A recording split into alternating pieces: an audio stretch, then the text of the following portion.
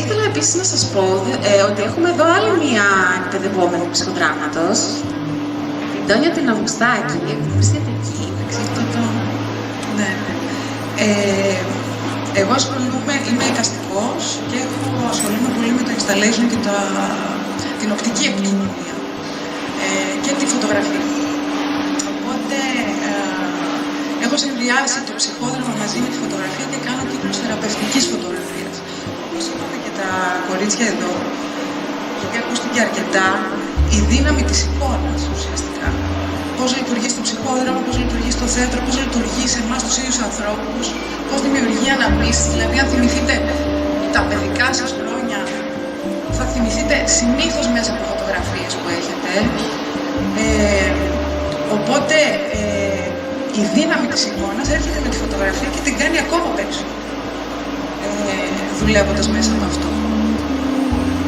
Έχει πάρα πολύ ενδιαφέρον, όπως είπε και η Δανάη στην αρχή, ότι το ψυχόδραμα δεν είναι μία μέθοδος απλά, είναι μία στάση ζωής.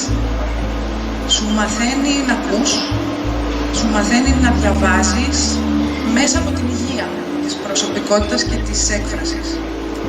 Γιατί η αλήθεια είναι ότι με όλα αυτά που ζούμε και τα λοιπά, καταλαβαίνουμε, λίγο έχουμε μπερδευτεί τι είναι το υγιές και τι δεν είναι.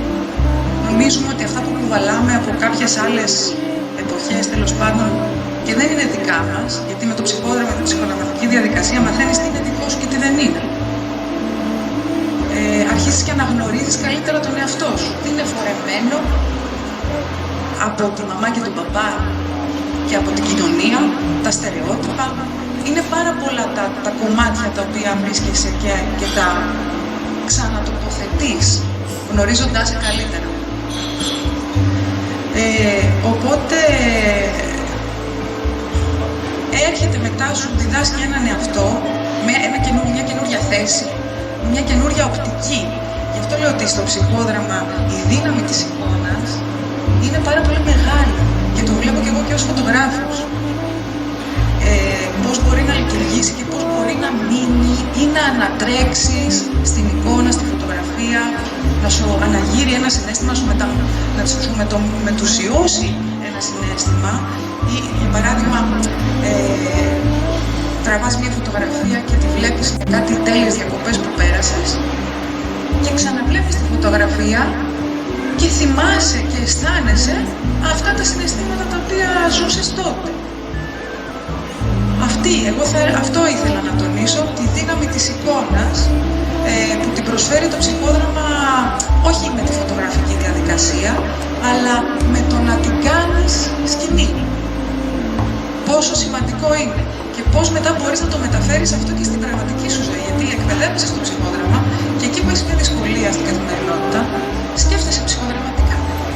Αρχίζεις και εκπαιδεύεσαι μια εκπαίδευση του νου. Και αρχίζεις και βλέπεις τις δυσκολίες στην καθημερινότητα με ένα διαφορετικό μάτι. Στην προκειμένη εγώ χρησιμοποιώ το μάτι της φωτογραφίας αρχικά, που μετά σαν να εκπαιδεύει το μάτι. Άλλο μετά περνάει στο νου και πάει και στην καρδούλα. Κάπως έτσι είναι. Από τη μηχανή περνάει μια τέτοια πορεία.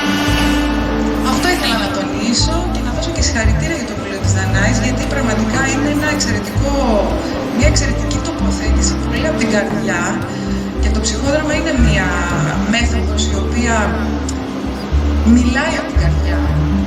Δηλαδή η αυθεντικότητα, ψάχνουμε την αυθεντικότητα, το πραγματικό μας αυτό μέσα από αυτή